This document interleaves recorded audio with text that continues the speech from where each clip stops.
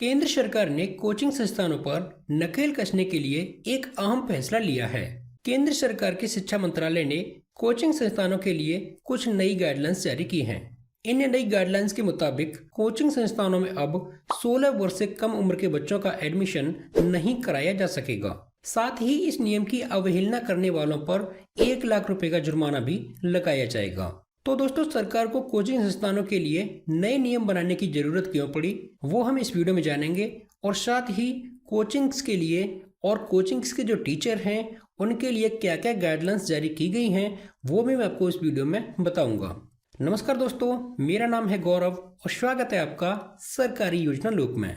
चलिए तो ज़्यादा टाइम वेस्ट न करते हुए इस खबर की पुष्टि के लिए मैं आपको ले चलता हूं अपने कंप्यूटर स्क्रीन पर। ये आर्टिकल देख सकते हैं आप। 16 साल से कम उम्र के स्टूडेंट्स नहीं जा सकेंगे कोचिंग, वरना 1 लाख का जुर्माना। सरकार का बड़ा फैसला। चलिए तो जान लेते हैं इस खबर को डिटेल में। केंद्र सरकार ने गुरुवार को बड़ा फैसला लेते हुए कोचिंग सेंटरों पर नकेल कसी है। सरकार ने शिक्षण संस्थानों पर नई गाइडलाइंस जारी करते हुए आदेश दिया है कि 16 साल से कम उम्र वाले विद्यार्थी कोचिंग नहीं जा सकते। सरकार ने कहा है कि इन आदेशों की अवहेलना करने वालों पर 1 लाख रुपए तक का जुर्माना लगाया जाएगा।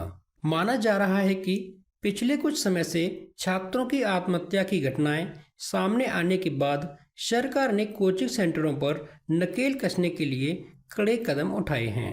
आगे देखिए, देश के शिक्षा मंत्रालय द्वारा घोषित नए दिशा निर्देश के मुताबिक कोचिंग संस्थान 16 साल से कम उम्र के विद्यार्थियों को अपने यहाँ दाखिल नहीं कर सकेंगे और अच्छे नंबर या रैंक दिलाने की गारंटी जैसे भ्रामक वादे भी नहीं कर सकेंगे।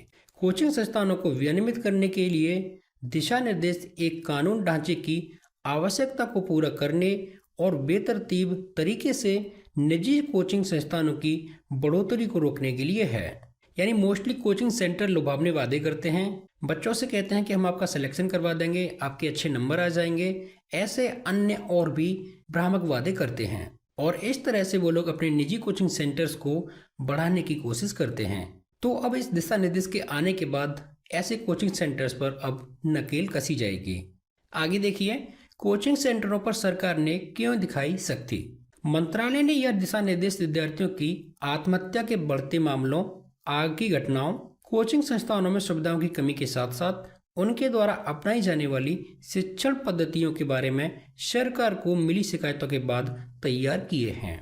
यानी दोस्तों, आपने देखा होगा कि कोटा में कुछ समय पहले आत्महत्या के केस काफी सामने आए हैं। तो ऐसे ही केसों को देखते हुए सरकार ने ये दिशा निर्देश जारी करने की जरूरत समझी है। दिशा निर्देश में कहा गया है कि कोई भी कोचिंग संस्थान स्नातक से कम योग्यता वाले शिक्षकों की नियुक्ति नहीं करेगा। यानी जो टीचर होंगे वहां पर वो मिनिमम ग्रेजुएट होने चाहिए। कोचिंग संस्थान विद्यार्थियों के नामांकन के लिए माता पिता को भ्रामक वादे या रैंक या अच्छे अंक की गारंटी नहीं दे सकेंगे। जैसा कि मैंने आपको बताया, संस्थान 16 वर्ष से कम उम्र के छात्रों का नामांकन नहीं कर सकते। विद्यार्थियों का कोचिंग संस्थानों में नामांकन माध्यमिक विद्यालय परीक्षा के बाद ही होना चाहिए। यानी दोस्तों, स्टूडेंट्स का मिनिमम 12th पास होना जरूरी होना चाहिए। क्योंकि अगर पुरानी व्यवस्था को देखा जाए तो पहले के बच्चों के एडमिशन जब वो बच्चे 5 साल के हो जाते थे तभी उनका एडमिशन कराया जाता था, और जब वो बच्चे 12th करते थे तो वो 17 या 18 साल के होते थे। तो वही यहाँ पर गाइडलाइंस जारी की हैं कि बच्चे का कम से कम इंटरमीडिएट पास होना जरूरी है। आगे देखिए, शिक्षकों की पूरी डिटेल रखें। दिशा निर्देश के मुताबिक कोचिंग संस्थान कोचिंग की गुणवत्ता या उसमें दी जाने वाली सुविधाओं या ऐसे कोचिंग संस्थान या उनके संस्थान में पढ़े छात्र द्वारा प्राप्त परिणाम के बारे में प्रत्यक्ष या अप्रत्यक्ष रूप से किसी भी दावे को लेकर कोई भी भ्रामक विज्ञापन प्रकाशित नहीं कर सकते हैं या प्रकाशित नहीं करवा सकते हैं या प्रकाशन में भी भाग नहीं ले सकते हैं।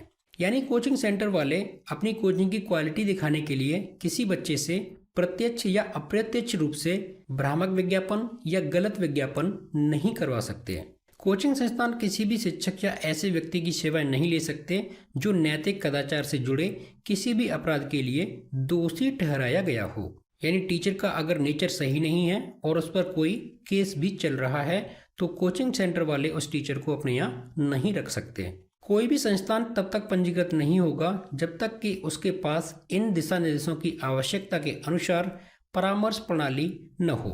यानी उन कोचिंग सेंटर्स को अब इन दिशा निर्देशों को मानना जरूरी होगा। इन दिशा निर्देशों को मानने के बाद ही नए कोचिंग सेंटर्स का रजिस्ट्रेशन किया जाएगा। आगे है बच्चों पर अनावश्यक दबाव न डालें। तो देखिए, दिशा निर्देश में कहा गया है कि कोचिंग संस्थानों की एक वेबसाइट होगी जिसमें पढ़ाने वाले शिक्षकों या ट्यूटर्स की योग्यता, पाठ्यक्रम, पाठ्य सामग्री, पूरा होने की अवधि, छात्रावास सुविधाएं और लिए जाने वाले शुल्क का अद्यतन विवरण होगा। अद्यतन यानी जो प्रेजेंट का है, ओल्ड ना हो, प्रेजेंट का होना चाहिए। इस नए दिशा निर्देश के अनुसार कोचिंग सेंटर्स की वेबसाइट भी कंपलसरी कर दी गई है। आगे देखिए, नए दिशा निर्देशों के अनुसार विद्यार्थियों पर कड़ी प्रतिस्पर्धा और शैक्षणिक दबाव के कारण कोचिंग संस्थानों को उन्हें तनाव से बचाने के लिए कदम उठाने चाहिए और उन पर अनावश्यक दबाव डाले बिना कक्षाएं संचालित करनी चाहिए। तो दोस्तों, यहाँ पर ये अच्छी पहल सरकार के द्वारा की जा रही है और मेरा ऐसा मानना है कि ज़्यादातर कोचिंग सेंटर्स बीच बीच में अपने बच्चों के लिए मोटिवेशन भी लेकर आते हैं, बच्चों को मोटिवेट करते हैं जिससे वो बच्चे डिप्रेशन में न जाएं। अगला पॉइंट देखिए, दिशा निर्देश में कहा गया कोचिंग संस्थानों को संकट और तनावपूर्ण स्थितियों में छात्रों को निरंतर सहायता प्रदान करने के लिए तत्काल हस्तक्षेप के लिए एक तंत्र स्थापित करना चाहिए। यानी जब बच्चे संकट की घड़ी में हों, जब वो डिप्रेशन में हों, तो वहाँ पर डायरेक्टली हस्तक्षेप करना चाहिए, उन बच्चों को समझाना चाहिए, ऐसा कुछ तंत्र स्थापित करना चाहिए जिससे उन बच्चों को डिप्रेशन से बाहर या संकट से बाहर लाया जा सके। आगे देखिए, सक्षम प्राधिकारी यह सुनिश्चित करने के लिए कदम उठा सकता है कि कोचिंग संस्थान द्वारा एक परामर्श प्रणाली विकसित की जाए जो छात्रों और अभिभावकों के लिए आसानी से उपलब्ध हो। दिशा निर्देश में विद्यार्थियों के मानसिक कल्याण को लेकर विस्तृत रूपरेखा पिछले साल कोटा में रिकॉर्ड संख्या में छात्रों की आत्महत्या करने की घटना के बाद आई है। तो जैसा कि मैंने आपको बताया, कोटा में पिछले साल या उससे पहले काफ़ी मौतें हुई थी, बच्चों ने आत्महत्याएं की थी। तो उसी को ध्यान में रखते हुए सरकार ने ये अहम फैसले लिए हैं। और सरकार का सबसे अहम फैसला, कोर्स बीच में छोड़ने पर लौटानी होगी फीस। तो देखिए, दिशा निर्देश में कहा गया है कि विभिन्न पाठ्यक्रमों का शुल्क पारदर्शी और तार्किक होना चाहिए। यानी जो रिलेवेंट फीस है वो होनी चाहिए और वसूले जाने वाली शुल्क की रसीद भी दी जानी चाहिए। इसमें साफ किया गया है कि अगर छात्र बीच में ही पाठ्यक्रम छोड़ता है तो उसकी बची हुई अवधि की फीस भी लौटानी चाहिए।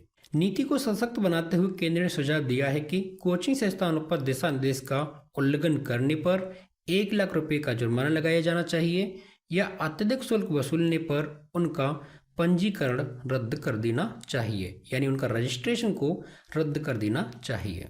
कोचिंग संस्थानों की उचित निगरानी के लिए सरकार ने दिशा निर्देश के प्रभावी होने के 3 महीने के भीतर नए और मौजूदा कोचिंग संस्थानों का पंजीकरण करने का प्रस्ताव किया है। दिशा निर्देश के मुताबिक राज्य सरकार कोचिंग संस्थान की गतिविधियों की निगरानी के लिए जिम्मेदार होंगे। यानी दोस्तों, जो मौजूदा कोचिंग सेंटर्स हैं या नए कोचिंग सेंटर जो आगे सेटअप होंगे, उनको सरकार की ये वाली नई गाइडलाइंस जो हैं वो सभी माननी होंगी। अगर ये कोचिंग सेंटर्स सरकार की गाइडलाइंस को नहीं मानते हैं तो मौजूदा कोचिंग सेंटर्स के रजिस्ट्रेशन को रद्द कर दिया जाएगा और नए कोचिंग सेंटर्स का रजिस्ट्रेशन नहीं किया जा सकेगा और इन गाइडलाइंस को मनवाने की जिम्मेदारी दी गई है राज्य सरकार को। तो दोस्तों, आपको केंद्र सरकार का ये फैसला कैसा लगा और इन नई गाइडलाइंस के बारे में आपकी क्या राय है, एक बार कमेंट बॉक्स में कमेंट करके जरूर बताइएगा। चलिए तो मिलते हैं नेक्स्ट वीडियो में, तब तक के लिए धन्यवाद। जय हिंद।